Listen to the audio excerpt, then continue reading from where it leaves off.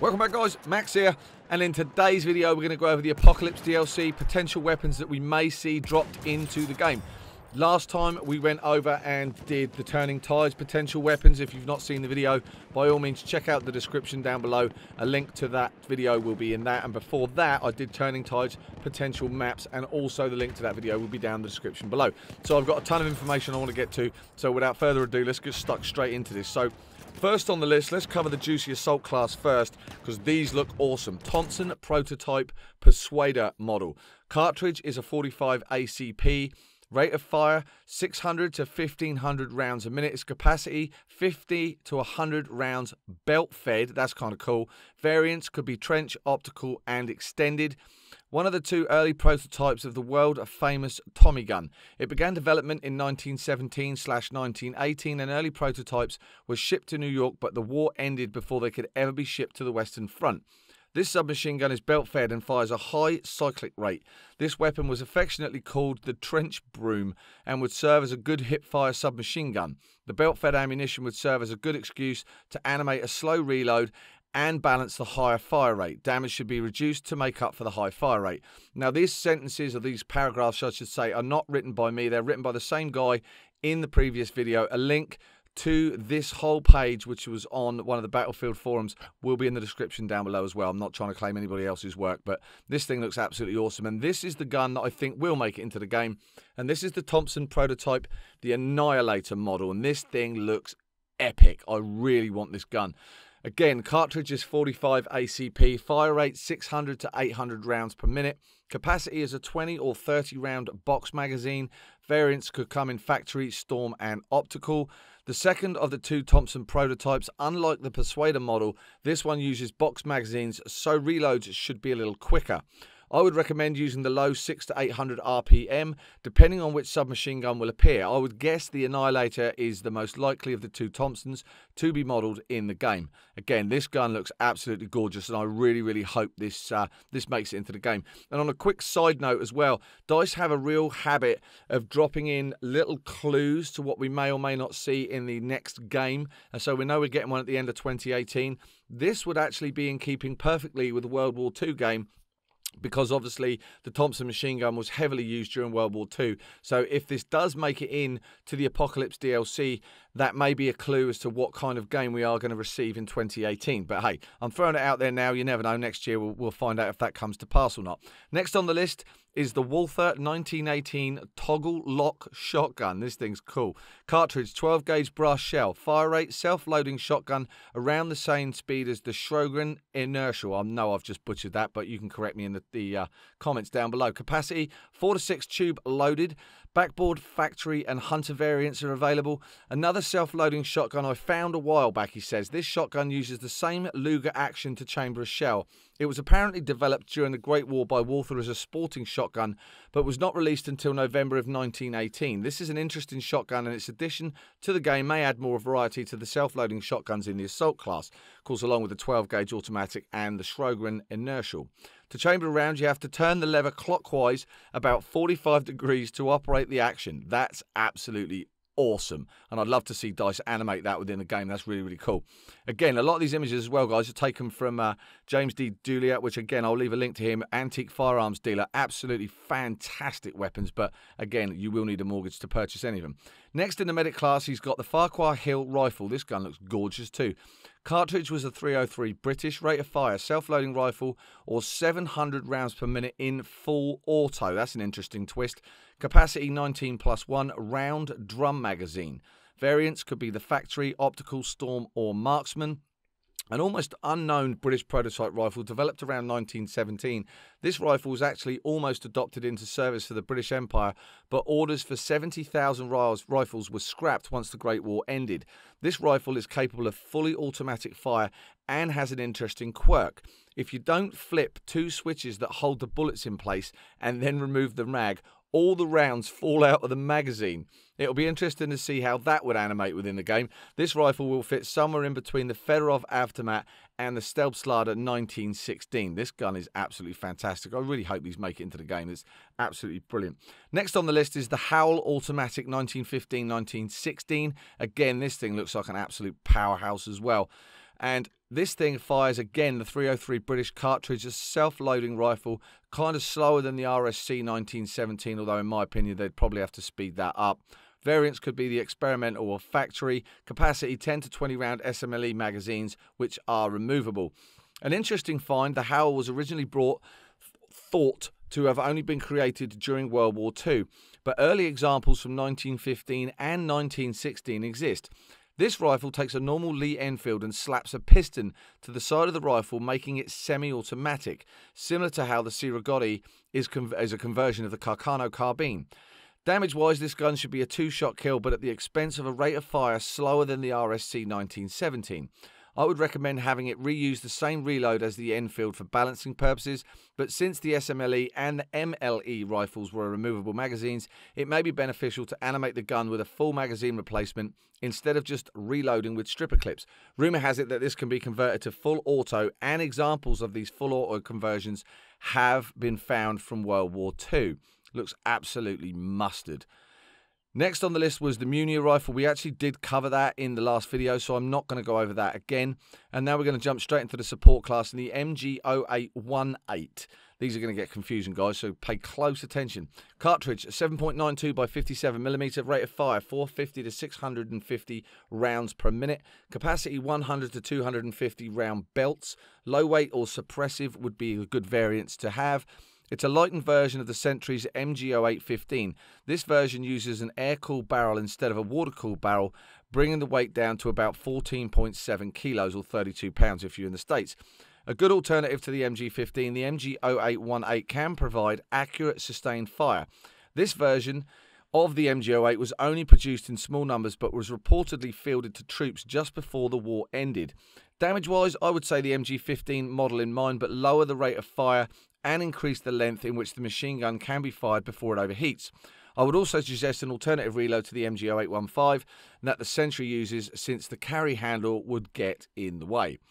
Next on the list is one very similar to this, which is also the MG0815, but this could also be for the support class, and we're going to go into why. The cartridge is a 7.92 by 57. Again, rate of fire is the same as the last one, 450 to 650. 100 to 200 rounds, low weight and suppressive models. Now, if the MG0818 is out of the question, then I suggest making the Sentry's MG0815 available to the support class. This beauty is a lightened, man-portable version of the MG08 heavy machine gun that was used to great effect by the German infantry in World War I. Stat-wise, I would make the support class's version of this gun the same as the Sentry's version, with a few exceptions. First, drop the magazine size from 200 to 100 or make it 50 and give the 100-round capacity to the suppressive version. Second, decrease the hip-fire accuracy so the MG15 and slow down the aim speed by a few milliseconds. Sorry for tripping over my words. Don't reuse the reload from the Sentry's MG0815, but give the supports version a longer reload. Now, I don't disagree with this. I disagree with this. These are not my words. You don't need a longer reload than the version that is carried by the Sentry. But anyway, he goes on. Rate of fire should stay the same and reduce the amount of rounds that need to be fired continuously until the gun overheats. The MG0814 is 40 pounds heavy, so removing the water from the gun will decrease the weight for infantry, but the gun will overheat quicker. Please add this dice, he says at the end. That's absolutely fantastic. Again, looks cool, already in the game. Like to see a support version of that, maybe. I'm on the fence. Next on the list is the Burton 1917 machine rifle. This thing looks cool. Cartridge was a .345 WSL, supposedly incendiary rounds. Yes, please, I want some of that. Rate of fire, 800 rounds per minute, allegedly. Capacity, 40 rounds. That used 2 round magazines that must be manually switched. We've actually seen this before in some of the other videos that other people have done before the game was released. Storm or optical could be the variants. This experimental weapon has been sitting on the shelf for quite some time. Very little is known about this gun except that it was a prototype designed in 1917 by the Winchester Company to shoot down enemy Zeppelins and barrage balloons. It uses 2 separate 20-round magazines attached to the gun that must be manually switched to give it a capacity of 40 rounds. Balance-wise, this gun should have a lower damage model to make up for its high fire rate. The reload should be slower since you need to remove both magazines from the gun. I'm interested in seeing how DICE handles the incendiary weapon. I would imagine it wouldn't actually light the troops on fire, but could create awesome tracer effects to assist with hip-fire aiming. I would love to see this gun in the game. I think this one certainly needs a place in the game without a shadow of a doubt. Next on the list is the Browning 1917. The picture you'll see on the screen is actually the tripod mounted version. It fires a 30-06 Springfield, rate of fire 450 to 600 rounds per minute, capacity 1, 2 or 250 round belts. Variants could be the low weight or the suppressive. He says, I was hesitant to add this one, but I figured this could be a decent support gun. It could be made light and a relatively controllable rate of fire and can be carried and fired like a lawn machine gun, though it's not recommended. Removing the water would make the gun overheat quicker, but could allow the user to hold the gun by the water jacket as a foreguard. This weapon was designed for the American troops and was shipped to the Western Front for the use by the Doughboys. Reread the MG 08115's descriptions, since I think the weapon would need to be balanced in the same way, maybe with a different damage model, he says. The feed tray options for this machine gun, like the MG Reload. Next on the list, we have the Scout class and the Ross rifle. Cartridge is a 303 British, rate of fire bolt action, straight pull bolt. Capacity 5 rounds internal box magazine, variants infantry or marksman. It's a Canadian rifle. The Ross rifle offered a quick action with the use of its straight pull bolt mechanism, the same as the Gewehr 95. Despite defects with the test rifle, the Ross Mark III was shipped to France and the Canadian Expeditionary Forces, where the rifle's shortcoming would soon be made apparent. Like with the Gewehr 95, the Ross fires quickly with its straight pull bolt and has the ability to stay scoped in on target while aiming and firing. For balancing, I would suggest giving the Ross a quick rate of fire with a high damage and a sweet spot. Though the speed of the rifle should be a little slower than the Gewehr 95. I don't think we're going to see that added into the game. That would make this gun completely OP. But I want to see this gun in the game. It would be absolutely fantastic. But then I'm a Scout player, and I do like to see different stuff within the game in terms of rifles. Now, I know you guys have all been screaming for this one, and here it is, the M1917 American Enfield. There's a ton of you want this. Chambered in a 30-06, rate of fire. It's a bolt action round. Going to have the same speed as like the Springfield or the Enfield, which will be the SMLE, of course. Capacity 6 rounds in an internal magazine. Variants infantry, carbine, marksman and sniper, so covering all 4 bases. A standard issue rifle alongside the Springfield 1903 for the Doughboys. The M1917 combines the quick action of the Enfield with the long-range power of the Springfield. This would be a great hybrid. One advantage of this rifle is the ability to load 6 rounds instead of 5 for the Springfield. It's not a huge bonus, but it's still an advantage over the standard 5 rounds for most of the rifles. Historically, the M1917 issued to more American expeditionary troops in Europe than the Springfield rifle. It would be nice to see it as a long-range alternative to the Springfield 1903. I really strongly feel that we're going to see this gun within the game, although none of that is, of course, confirmed at this point. Now, while we're on the subject of confirming what guns may or may not be in the game, this one I do think will be in the game, and the reason for that is I will show you a video in a minute, and it's taken from the campaign version of the game. It was suggested by I think it's the big boy, I think his name is, that said in the weapons racks in one of the tents on one of the last missions, there's a whole rack of guns. And on the screen, I'll put the video so you can quickly see what I'm talking about. One of these guns, 2 of these guns actually look very, very similar to this gun and the one we're going to go over next. So without further ado, this is the Gewehr 88 commissioned rifle. It fired a Patron 88, which is an 8mm cartridge. Its rate of fire was a bolt action. It's about as fast as the Gewehr 98. Capacity was 5 rounds in an N-block clip. It has an infantry, carbine and marksman variants. I may be the only one who thinks this, but we definitely need more rifles from the Central Powers. The Gewehr 88 was one of the few German rifles to never be produced by Mauser and was in fact designed by a war commission in response to Francis Lebel's 1886 rifle. The Gewehr 88 served in a limited capacity in World War I, but was widely used by many other nations and conflicts around the globe. It fired an 8mm round and would be a good short-range weapon. It may not be as fast as the Gewehr 95 or the Ross rifle, but its quick reload combined with a long-ranged 8mm cartridge could turn this into an effective weapon. Like the Carcano and the Gewehr 95, it uses an en-bloc clip, so it cannot be single-loaded, one round at a time. It should share a sweet spot with the Lebel rifle, but unlike the Lebel, it will reload faster. Now, again, the video you've seen, I think, actually shows this gun within that little clip I showed you in the tent. Go and check it out for yourself. Next on the list is the pilot and tanker class, and this is the Steyr Han Pistol. This thing looks absolutely awesome. Now, a version of this is already in the game. 16 round capacity, 9x23mm Steyr, 800 rounds per minute. Full auto version of the Steyr pistol used by the support class, reloading by stripper clips. This will be another slower alternative to the Fromastop auto. The addition of the stock, however, allows the weapon to perform more closely to a submachine gun rather than a machine pistol. Next on the list is the Mannlicher Carbine 1901/1904. Unknown is the capacity, but we're going to say between 8 and 10, and it fires a 7.63 by 32mm Mannlicher round, self-loaded carbine. An early carbine based off the Mannlicher pistol. It's magazine-fed, detachable, and fires a cartridge similar to the .30 carbine, and so its damage should be higher than the C96 carbine and the Luger P08 carbine. Now, the next gun on the list also shows in the little video clip that I put in there from the campaign, and this is the magazine-fed Mondragon rifle 1908.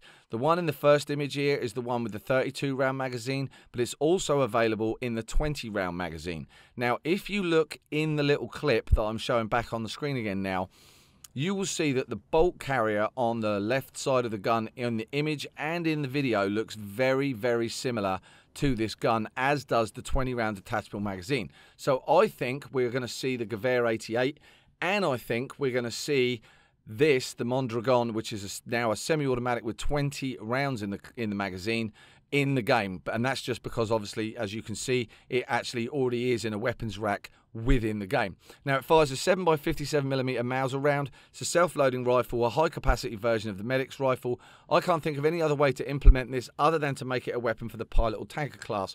Disagree with that. It has a high capacity and is historically accurate, as pilots would carry Mondragons in their planes. I'd like to see this issued into the Medic class as well. Next on the list is the Burgess folding shotgun. This gun's really, really cool. 4 to 5 round capacity, 12 gauge brass shells. This special and really cool folding shotgun will be perfect for the pilot class. The operator pulls down the handle and the stock to load in a new chamber. That doesn't even make any sense. To chamber a new round, maybe.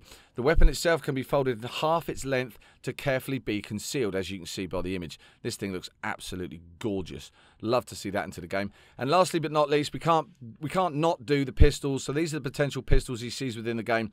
FN 1900. Now, this gun, or a variant of this gun, is actually still currently in service today. You can still buy this from FN, or a version of this, albeit a very, very new, better looking gun. Chambered in 32 ACP, 7+1 round capacity. It's a blowback handgun. This Belgium handgun served on many fronts of World War I, and it's strange that such a well-known handgun was not included in the game. I think this one will get itself included, and I think this one's coming too. It's the Colt Model 10 Revolver, 38 long Colt, 6-round cylinder, double and single action swing-out revolver, a prominent revolver. There aren't many swing-out or type cylinder revolvers, so adding a revolver with a quick reload would be a good addition to the game. I can really see this one coming. Actually, I can see most of these coming. Webley 1913 self-loading pistol, 4.55 ACP. That's a really crazy cartridge. 7+1 is a round, short recoil handgun, a powerful .455 caliber handgun adopted into the British service. And lastly but not least, and I can really see this coming into the game, this would be like a revolver powerhouse, kind of like a 44 Magnum. This is the Webley Mark 6 revolver.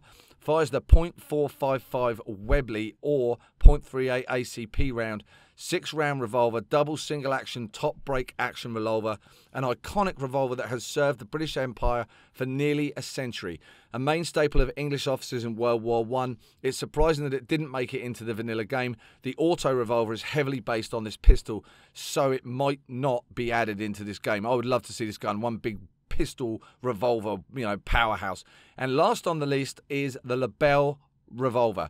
Fires the 8mm French ordnance round, 6-round cylinder again, double single action, swing out revolver. A common French revolver used on the Western Front. The cylinder on this revolver actually swings out on the right side of the gun instead of on the left. It'll be interesting to see how the devs can animate that. So there we are, guys. Those are the potential weapons that we may or may not see within the upcoming Apocalypse DLC. I think we are going to see the Gewehr 88. I do think that we're going to see this super duper Mondragon rifle. I really do. Again, check out the video, see what you think. Go and join the campaign and see what you think. Stand there and look at the guns a little bit. But video's gone on way too long. Hope you find the content interesting. Go and check out the other 2 videos. I'll see you tomorrow evening, 6:30 p.m. and we're going to be live streaming from Battlefront 2 for the very first time out. We will learn this together and make the mistakes and all the other fun jazz that's going to come with it. With that being said, I'll catch up with you guys tomorrow night. Thanks for watching. Really appreciate it. Like, sub, share, and I'll catch you tomorrow in another video. Till that time, ta-da.